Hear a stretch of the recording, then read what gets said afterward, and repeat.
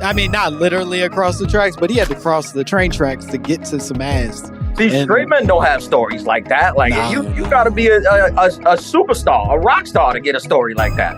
Yeah. No, all my stories are pretty straightforward. I kept texting a lady for for quite a while. You dated for 8 months. I tried to have sex. She said no. Yeah. We were friends, but not really. And and now we're not. That's more or less. I think. I don't know what she classified as. Yeah, she definitely didn't return my last text, but it was late. It was late. It's late. It's 7. It was my last day in New York. I understand. Yeah. The government growing babies. Microchips in your anus. All koala bears are racist. The ozone layer owes me money. Martians invented turkey stuffing. Y'all can't tell me nothing. Bang, bang, bang, skeet, skeet, skeet. Yep, there it is, ladies and gentlemen. Welcome to another phenomenal episode of My Mama Told Me. The podcast where we dive deep into the pockets of black conspiracies. And we finally worked to prove that Lenny Kravitz's dick did not pop out of those pants. And instead, Lenny just is so powerfully light-skinned that beautiful yellow penis shined its way through. It literally glowed through matter. That's the conspiracy I'm spreading this week. I bet it is a conspiracy that you're spreading. Come on. Lenny knows what it is.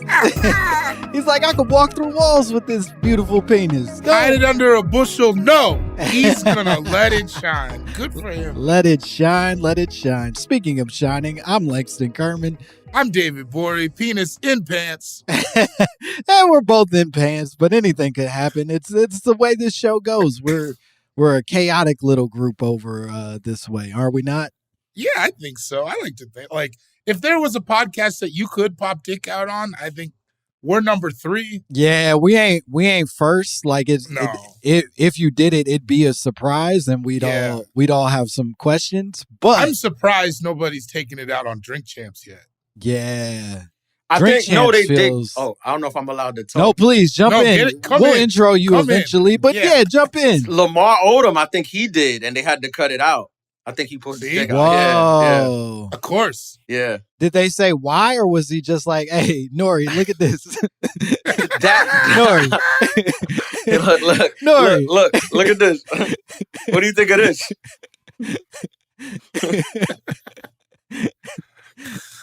He said, you want to see how to get a Kardashian? Yeah, Nori. Hey, which is bigger, this or the bottom? Which one you see is bigger, Nori? And then Nori, for some reason, changed the subject. That's how Drink Champs goes, I think, is somebody's having a very interesting conversation, and Nori's like, hold up, wait, you said you drove here? Bro. You're really ruining the vibe around this way. Well, okay, we're bullshitting. We've gone a roundabout way inside of this, but our guest today, you've already heard his voice. He's a fucking fantastic comedian. You know him from his work on Comedy Central, but more importantly, you know him from his brand new special on HBO called Romantic Comedy. Give it up for our guest, Mr. Ian Lara. Yo, what's good, guys? Thank y'all for having me. I appreciate it. What up, Thank dog? you for coming. This is exciting shit. We're gonna talk some provocative conspiracies today. I'm sure. Say. I mean, we got into dick talk within like 3 minutes. It was dick out talk, so I know it's gonna be good. Yeah, it could go anywhere now. I know it's gonna be good. Now. Yeah, now we're gonna let's get into it, because you came to us with a conspiracy that like I said, it has a hint of provocativeness to it. You said, my mama told me there's a gay mafia in hip-hop. Yes, I did. Please, tell me more. And I don't have a decision. I want to talk it out. My mind is not made up yet. I want to talk it out. I want to talk it out and then come to a conclusion at the end. Because I haven't decided which way I'm standing on yet. Wow. Okay, like so that. you're I like a that. you're a real undecided voter. Yeah, it's heading up in to the the air. polls today. Yep. I got you. I go either way. On the decision. On the decision. I like that. I mean, because wait, Langston, I want to know where you stand. Whoa, you don't get to do that. You don't get to start the conversation and then be like, "Hey, brother, Yeah. why don't You you go first. Yeah, you go first. You said I have a feeling, so you tell your feeling, and then I'll tell my feeling. I think it's made up. Here's what I think is a lot that happens. Yeah. I think that, and we all have uncles and whatnot. I think every younger generation, at least as far as black men goes, thinks every older generation just thinks the younger one is gay. Yes. Yeah. And I think that gets confused maybe sometime. You know what I'm saying? Like, they're like, they got these pink polos. Yeah. It must be, and all these pink polo wearing niggas are dropping great songs. It must be a conspiracy. and it's just like, no, we just like colors. In the uncle's defense, it has gotten gayer. So it is like a thing. Has it? I mean, we're more accepting now. Like, so it's more out. So like every generation. I think it's objectively become more outwardly gay. Right. Which is great.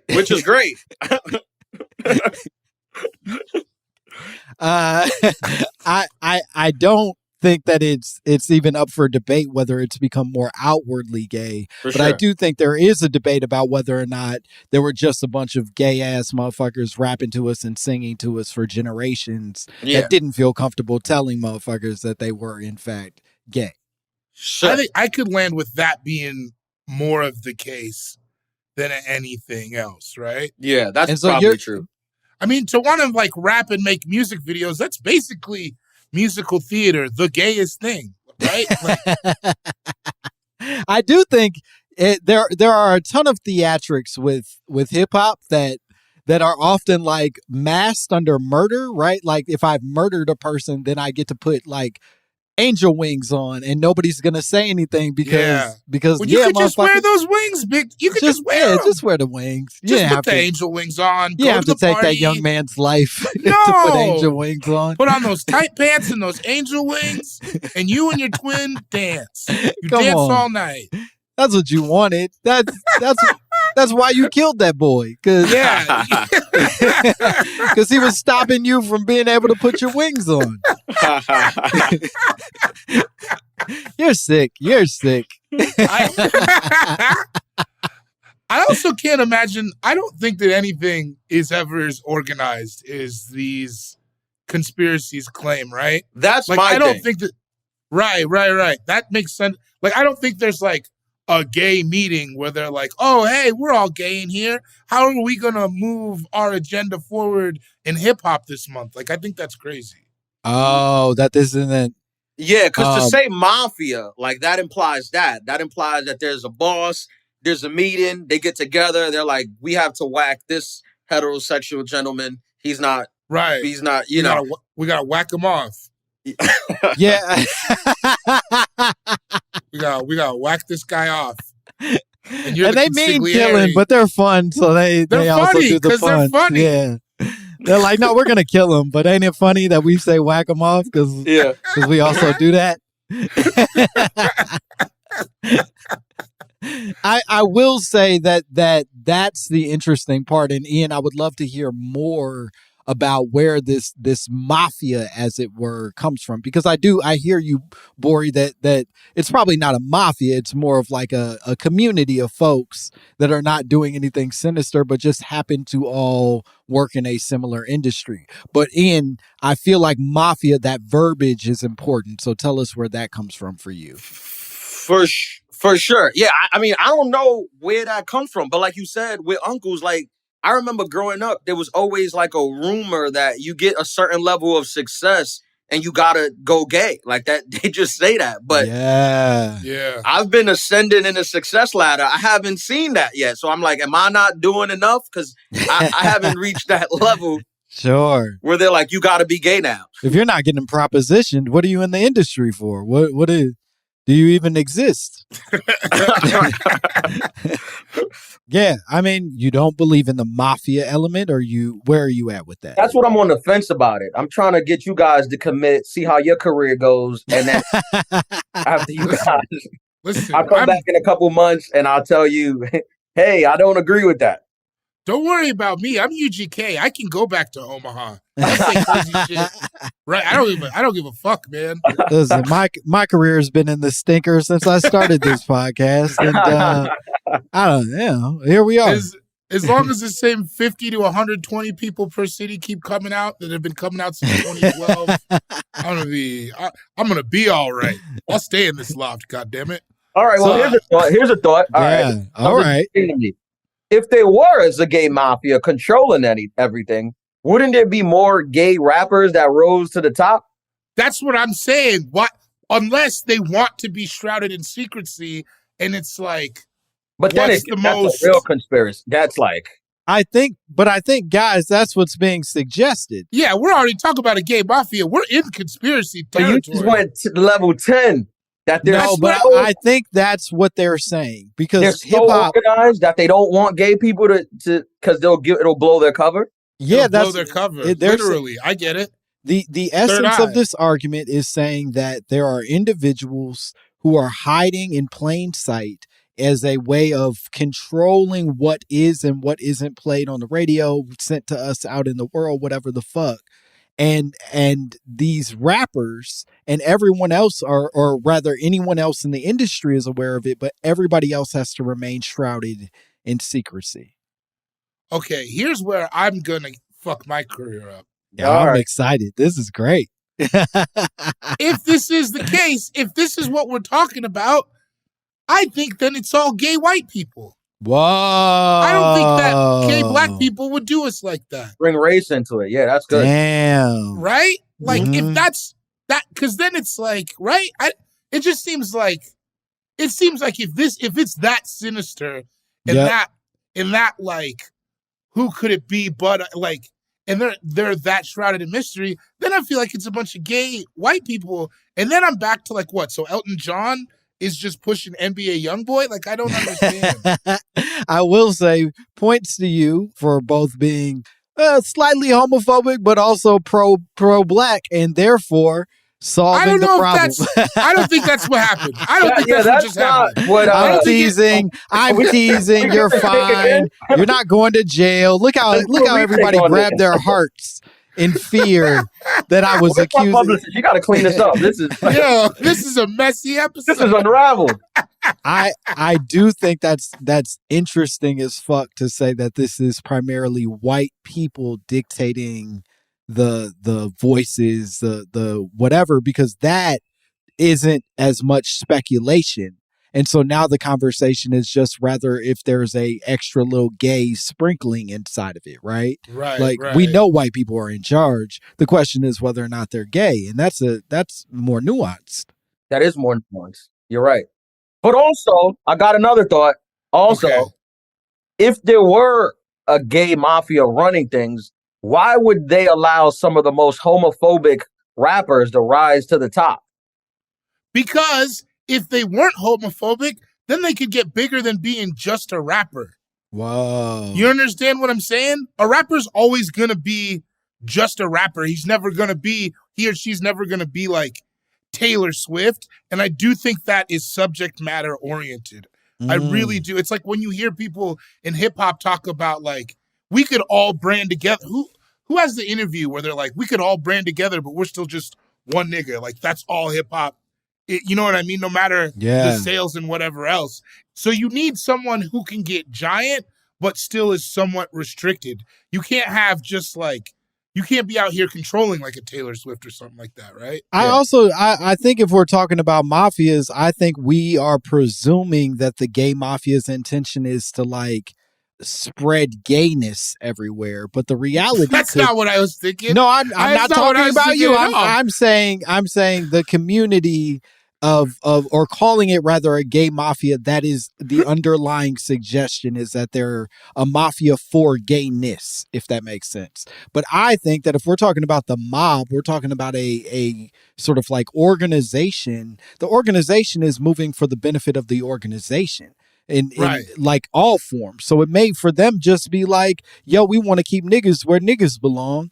And the way that we do that is to let them say homophobic, wild stuff whenever they happen to say it, so that their position, to your point, never elevates past sort of a Right. neutral If place. we continue to get the bag, that's Mhm. like, cause you know, the straight mafia used to make gay porn back in the day because it made a ton of money. Makes money. because they could run up the price. Is like in the 70s and shit in like New York, they used to make a gang of gay porn because they could take it to the bars and flip it for like triple or quadruple whatever you could do straight porn. So I think it's like that, but in reverse. So it's backwards gay mafia porn.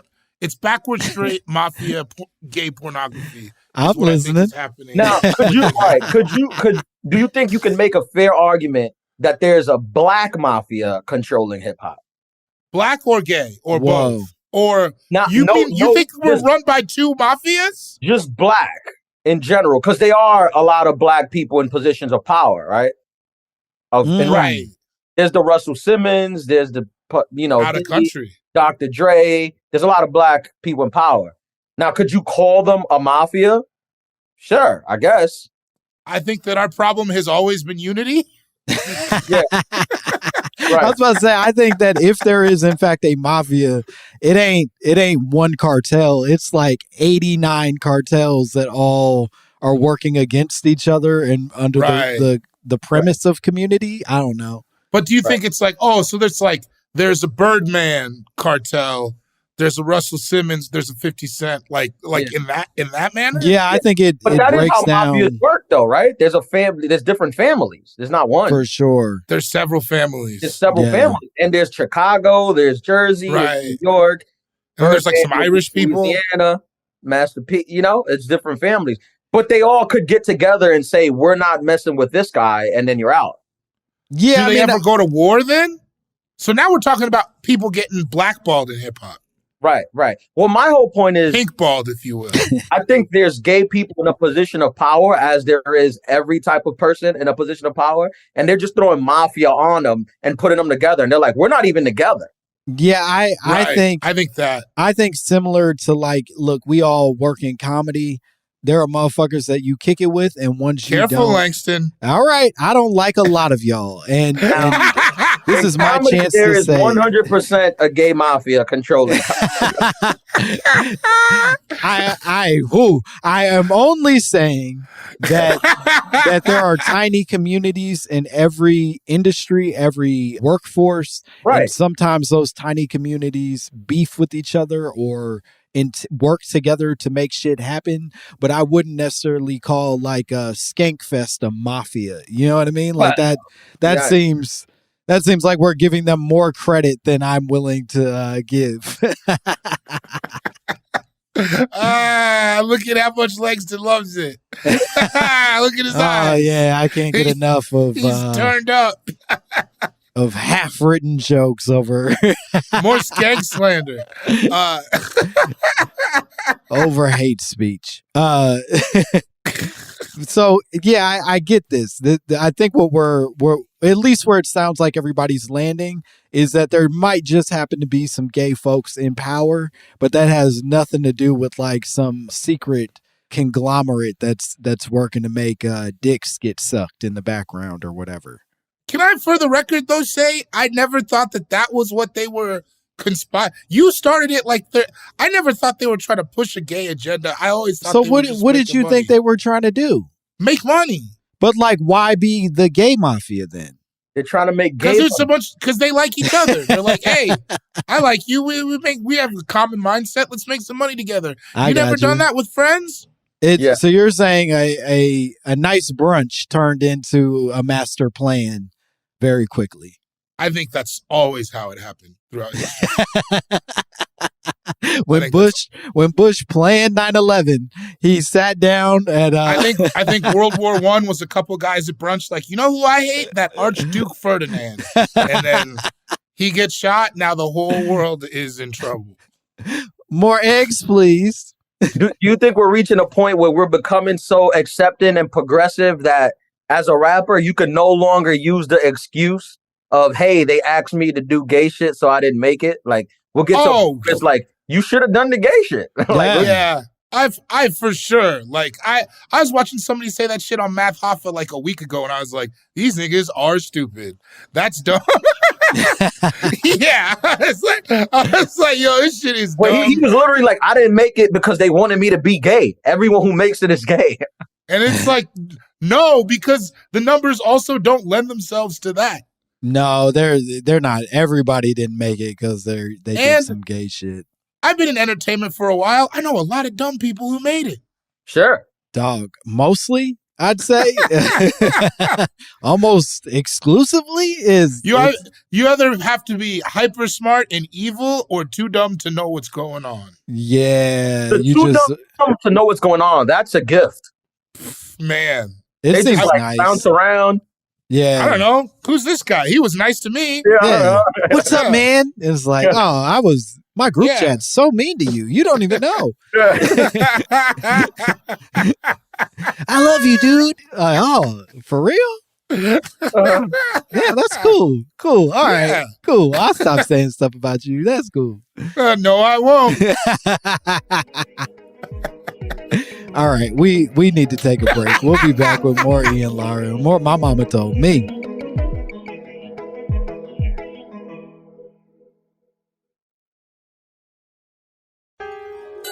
My mama told me. Someone get this jigaboo away from me. There it is. We're back. Yeah, we're back here with more Ian Lara, more My Mama Told Me. We're still talking about the possibility that deep in the catacombs of hip hop, there is a gay mafia controlling everything. I feel like this is going to lead well into the research, but where, Ian, did you first hear this conversation? Where was this premise first introduced to you? I'll be honest with you. I've been hearing this since I was probably like in junior high school. Mm-hmm. That was the first time it was introduced to me. I remember there was tryouts for the basketball team, and there was a kid who didn't make the basketball team, and he was like, I'm glad I didn't make it, because I heard like once you make it, the initiation is you gotta blow a man. Whoa. Where did you go to high school? I thought... I'll be honest, I thought this story was going to be like, it was basketball tryouts, right? And the coach came out and he was like, now you know there's a gay mafia in hip hop. Acknowledge the gay mafia or you're running suicides. No, that was the first time. That was the first time that the idea of success equals you have to accept gay. Wow. Which is mind blowing because it's. First of all, shout out to that kid who was, in a terrible way, very forward thinking to have that thought in junior high. That's amazing. He was like, nah, I heard they sucking dicks. Second of all, where did you go to basketball team? First of all, he tried out and didn't make it. Like they didn't. So he wanted in. Yeah, he had known. He knew what the barrier to success was. Yeah, no, he knew it was like, hey, you do what you got to do. He was ball is life, and if there's two balls in the way, so be it. Yeah. Ball is life, and then double it on my forehead. What? Was it a good team? It must have been a very good team. Great team. Okay. It was borderline AAU, like it's a school, but technically. Yeah. Borderline, like these kids were going to go play. That makes sense. Professionally, college professionally. That makes more sense. But that was the first time I saw it introduced, but then I see it on other levels. Like it's a constant thing where like people who don't reach success, I guess the homophobic ones, they tend to blame it on some type of homosexual act that you had to do to get to the next level. And I'm stressed out because I want to get to the next level and no one has asked me to do that. Bro, it's also like, I hate, it goes to this weird fetishization thing when you're like, these gays, they're so sex crazed that they can't help but gatekeep success with sucking dick. Yeah. Like some people could just do business non-sexually. Yeah. And the nice thing, as far as I can tell about being gay, is that like sex don't come that hard. Like y'all, it seems like the easiest. Yeah, y'all be nailing it almost anytime you want, and there's no reason for you to need to like take over an industry just to get your dick sucked. You have Grindr, dog. if straight guys could have sex that easy, there would be no more wars. They have no desire. I mean, I was at a club once. I was at a comedy club once, and a comedian. I won't say he thought his spot was at one time, and it turns out he thought he was first, but he was last. That means you had about 45, 50 minutes in between. Yeah. And he showed up early, and I was like, "So what are you gonna do?" He was a gay gentleman, and he was literally like, "I'll probably just find somebody to have sex with." I was like, "You have 50 minutes," and he's like, I need way less than that." Yeah, I've seen them move in that manner before, and you're like, I was so around the corner. It's like it's they really got their whole shit streamlined. Yeah, one of my groomsmen came out much later in life. He came out at like 33 or some shit. Yeah. And has like now been on like a real like sort of dick renaissance for himself. Oh, where he's beautiful. really like he's really like getting it all out of his system and exploring and shit. But we went to a friend's like engagement party, and like while the party was happening, he had already like dipped off, crossed some train tracks, fucked a dude, and then came back in the middle of the party. And it's like, dog, all right. Does he work for Def Jam? Man, maybe secretly, and that's what we're here to talk about. So let's get into some of this research, because I do think that this is going to help us clarify, if nothing else, where this conversation at least starts in a more popular sense, right? The original premise of the gay mafia as we know it in terms of popular culture came out from the 2011 interview on Vlad TV. That's your boy, Dave. I'm not aligning in that manner. I also watch Say Cheese and a various number of other hip hop media outlets. All right. Well, Vlad TV interviews Fat Joe, and then Fat Joe sort of became a bit of a meme. He was made fun of. He was called homophobic for many months after this. This was like, I remember, a big deal on like Twitter at one point. Yeah. But Fat Joe, in rewatching the video, isn't being nearly as homophobic as it's originally presented, which I'm curious to know if y'all... Langston. No, I'm honestly, listen, he made some points. I'm not defending Fat Joe. I don't think he needs my help in this, nor do I want to offer it. But I will say that the original question that's asked is more about the Mr. C situation. If y'all remember what was going on with because Mr. C. He kept getting caught and refusing to acknowledge it, right? Yeah. So Mr. C over and over again was having sex with sex workers, trans sex workers, specifically getting caught with these trans sex workers. He eventually pleads guilty for basically trying to, I think it was like procure prostitutes or whatever the fuck they were calling it at the time. Ultimately, Vlad, being Vlad, goes to Fat Joe and goes, "Hey, Fat Joe, what you think about this other man's thing that's happening that ain't got nothing to do with you?" At which point, Fat Joe goes, "Hey, dog, I don't know nothing about that. I respect everybody's choices inside of this. If you're gay, be gay. If you're not, you're not. That ain't none of my business." Blah, blah, blah. Now, then Vlad goes on to ask him about a conversation he had with Mano, in which he asked Mano, "Would you ever do a song with a gay rapper?" Which, again, this is why this motherfucker sucks. Because why are you asking Mano if he would do a song with a gay rapper? Leave that nigga out of that combo. What the fuck? You hate Mano, okay? No, I know what Mano's going to say. And what did he say? I have a pretty good idea. Yeah, I got some ideas. In 2011 would have said, yeah. Dog, he was fresh out. Yeah, this is Mano when he was still punching people on the street. Mano is a bully. Yeah. That man is a beast. You don't ask him nothing about none of that. But Mano surprisingly says, I presume I already have. At which point, Fat Joe basically says, "Yeah, I think I have too. goes on to basically say that he believes that the real problem is that there are people who won't just come out. If you're gay, you're gay. If you're straight, but you should tell him, he says, and you should just be front facing with the shit because there's already a gay mafia and the gay mafia will protect you and support you. So what do you have to hide? Just be yourself. So he's weirdly, I'm trying to unpack this. He's kind of a good guy. Well, here's what right? here's my issue with that statement. I feel like telling a gay person just come out and admit it and we'll be cool. It's like when a woman you're dating tells you, if you're sleeping with other people, just be honest about it. Like, I don't care. It's like, I can be, but you're gonna leave me if I do. The support ain't gonna be what you're pretending. Right. It's not like it's gonna be cool. I want it to be cool. Yeah. Or like, you ever come home and knew you were gonna get a whooping, and they're like, just say what happened at school today. You're not gonna be in trouble. Right. I just want to talk through your choices, and it's like, okay. but I'm gonna say something that's gonna make you mad enough that you're gonna beat me for it. I can smell it in the weather.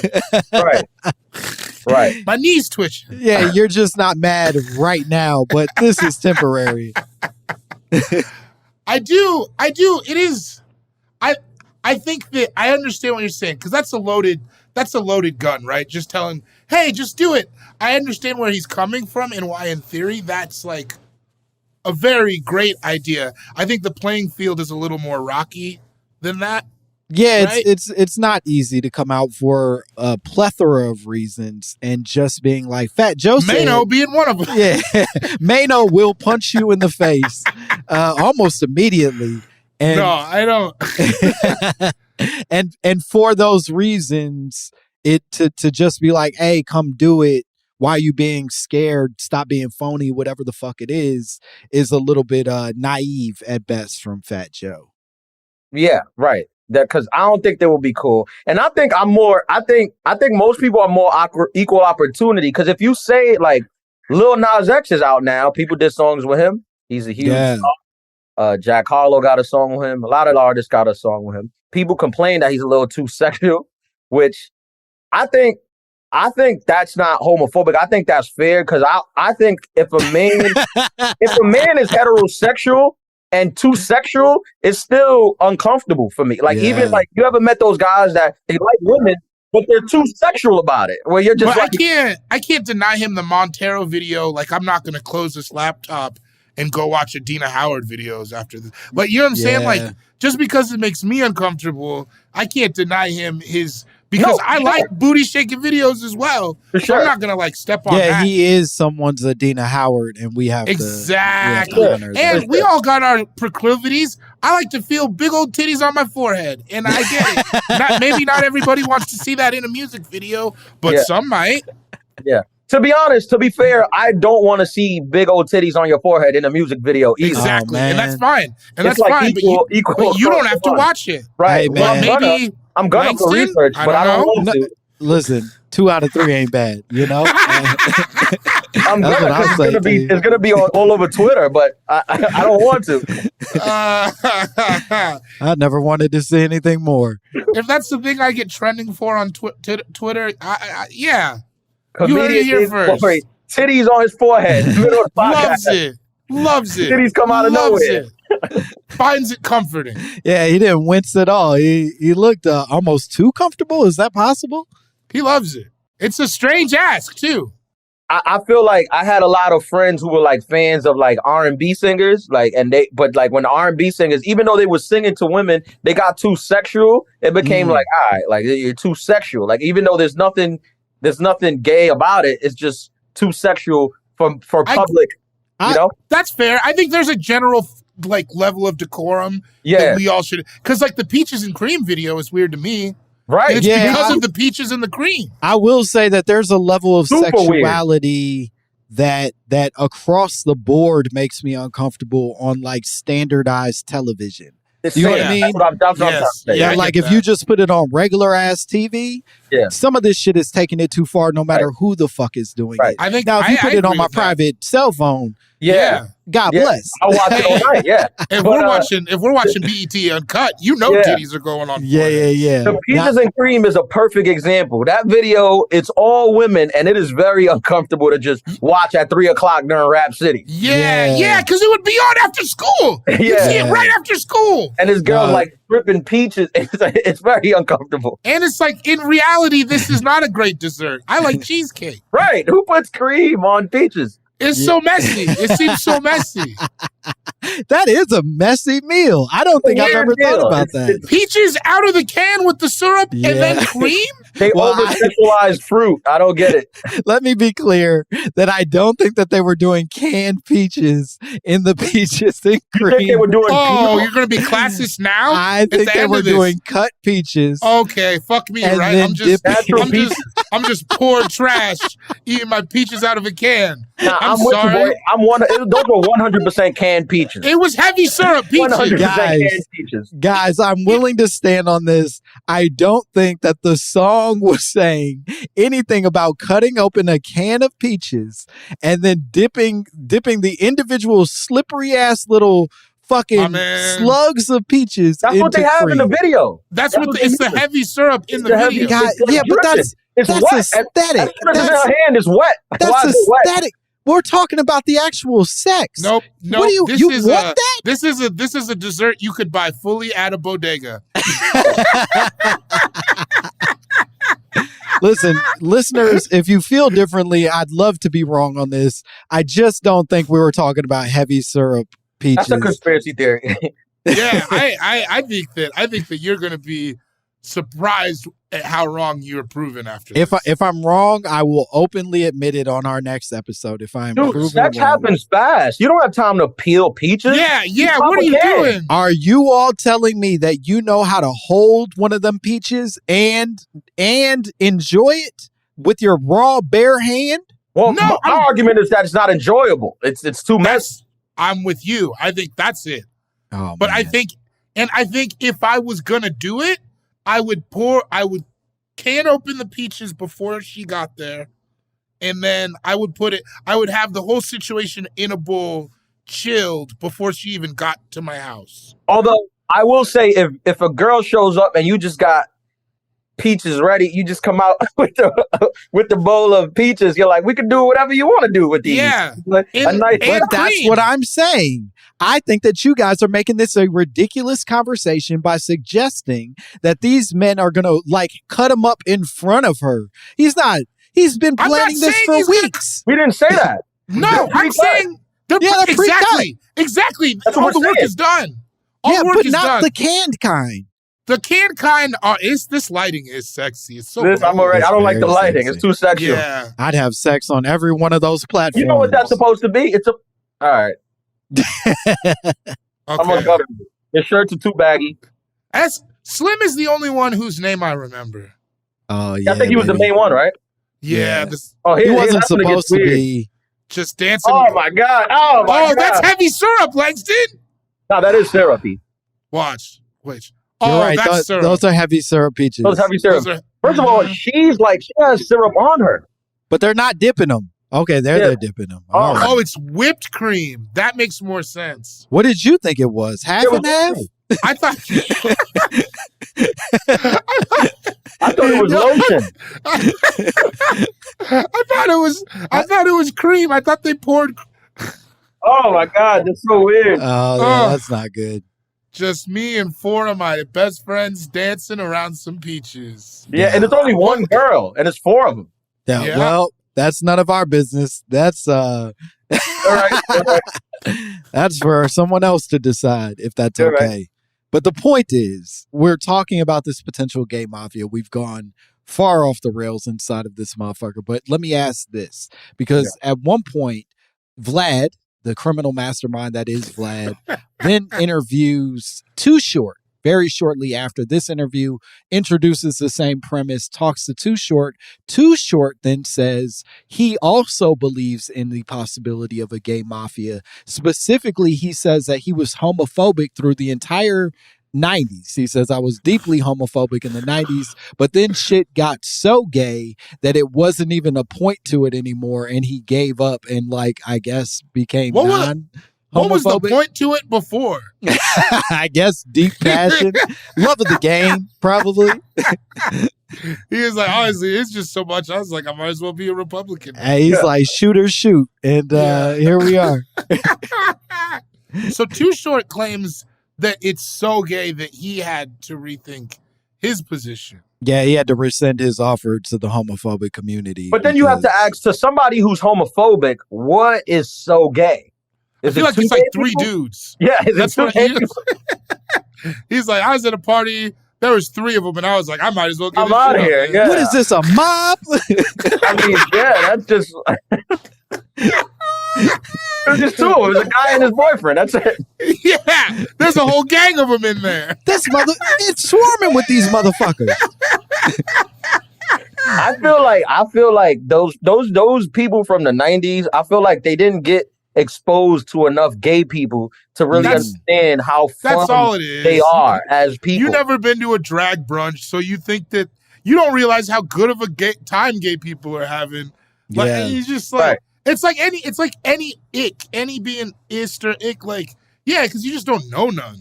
Yeah. Like, you know how you have, when you with your boys, your straight friends, if your boys tell you a story about girls they hooked up with, and you want to hear those stories and they be wild, I feel like if you could take away the gender of who they hooking up with, gay guys' stories be way crazier. Oh, yeah. None of my friends left an engagement party. To go have sex across the train tracks? Nah. Across the tracks? No.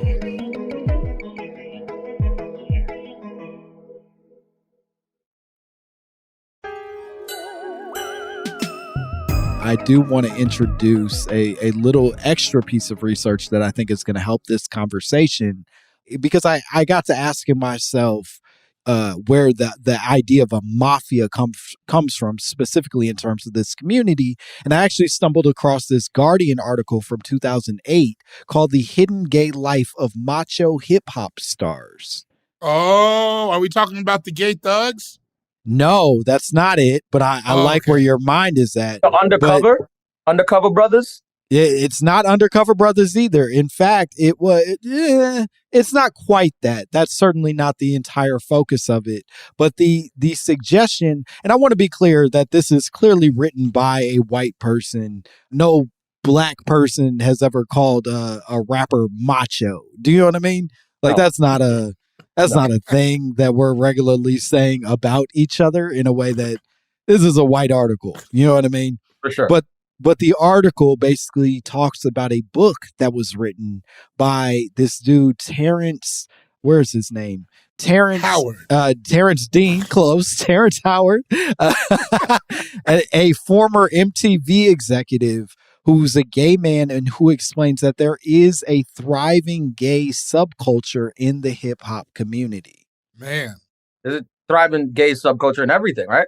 Yeah, I mean, it is worth noting that he's saying... Monster trucks drivers? There's a lot of genres out there.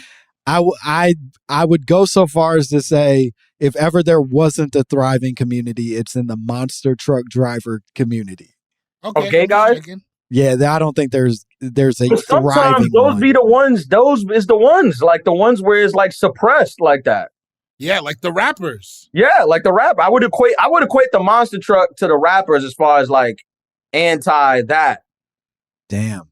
All right. Well, you guys believe in the monster trucks. I believe in the hip hop community. I guess. No, I mean, I believe it. I guess I just I feel like if that's, how are we ever going to know? I don't know, man. It's so easy to especially with something like that, it's so easy to just speculate and not have to show receipts. So easy. Yeah, I read this and I thought, well, of course, there's a thriving gay subculture. That's no different than what exists in every industry, right? It's like, I get hired for a job, and then eventually I work up in that job, and then I want to hire my friends and reach back to a community that feels familiar or I feel like needs my support.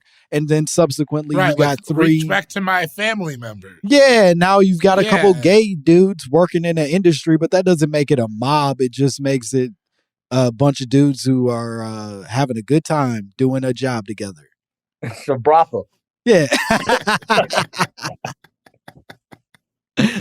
I feel like we need somebody to come on and just name names. We need somebody to come on and be like, I'll say it, it's Bow Wow or whoever. Yeah. Yeah, I mean, honestly, I wouldn't be shocked at anything, and I don't really care like who's like. I'm like, all right, whatever. I will say that Orlando Brown did accuse Bow Wow of being. Yeah, he accused. He is on drugs. Yes, he is. Come on, he is a drug addict. He accused LL Cool J of eating people, I believe.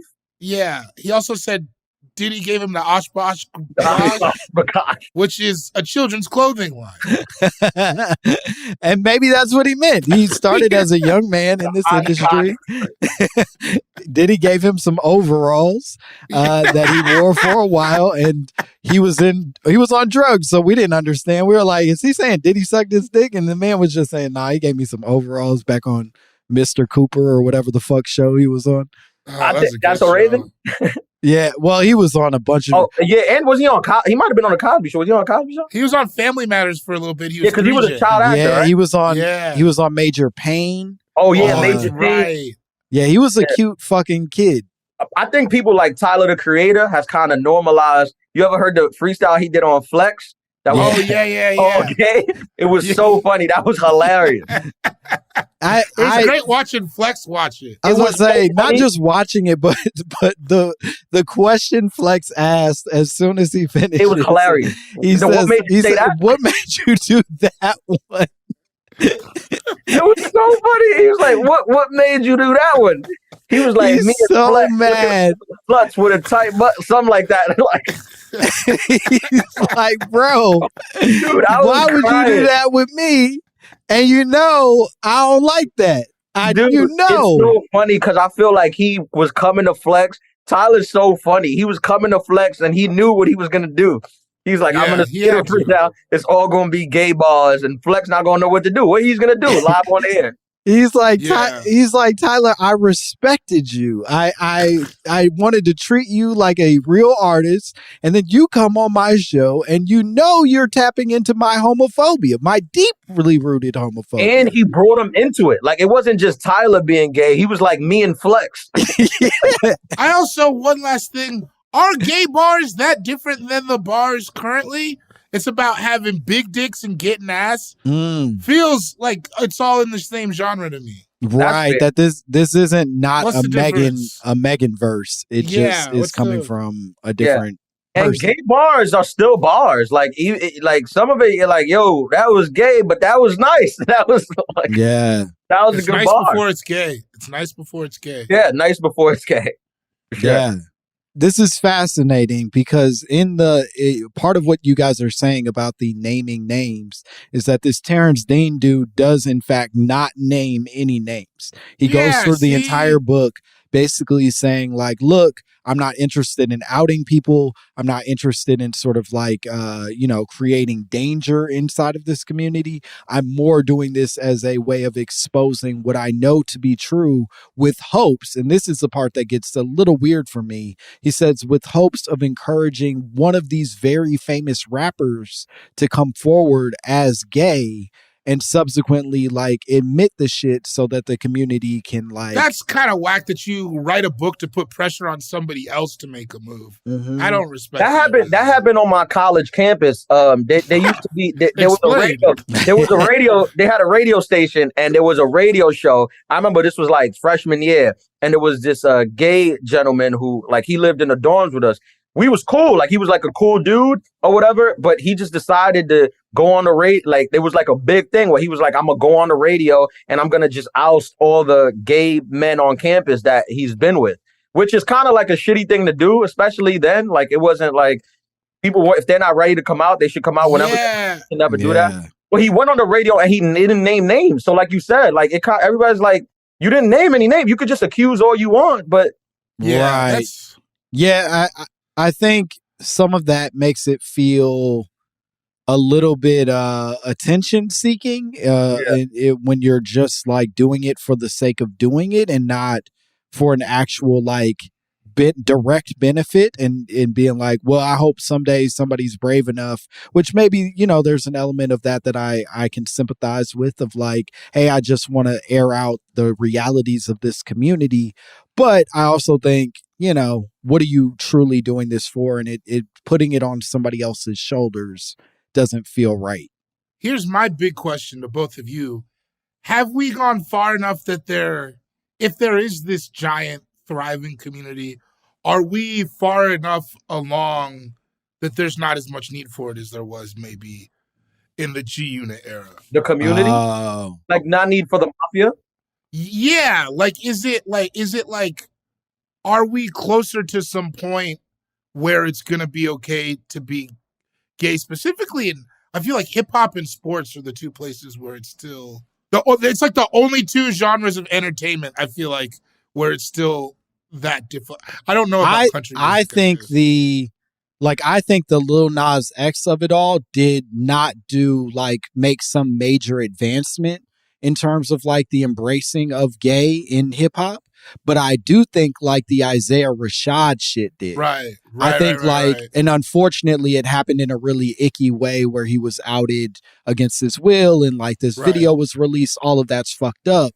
But I do think that nigga just be rapping and not doing anything that they're going to realign as like pop shit or weirdo shit or whatever the fuck it is. So it's like, nah, if he can rap and suck dick, then we have to start treating this as a part of our community and not just sort of a subsect of it.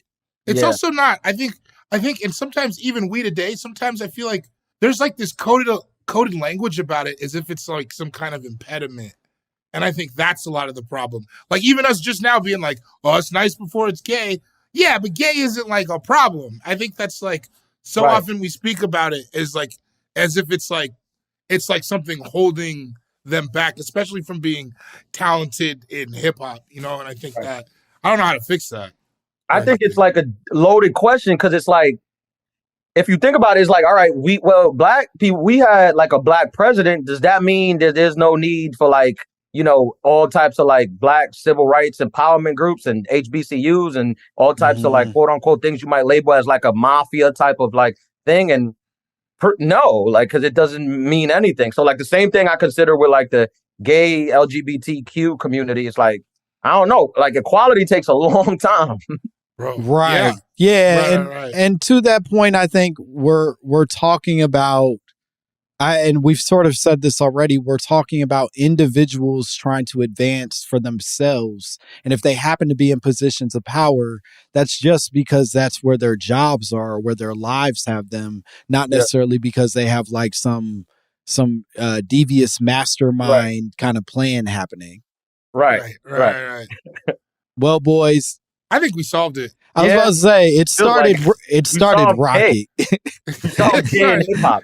I know. I hope people don't listen and shut it off. Could you put that disclaimer at the front? Like, listen the whole episode. Don't. Yeah, you got to make it to the end. Yeah, I think we got a good audience. I think they tend to be like, okay, listen, man.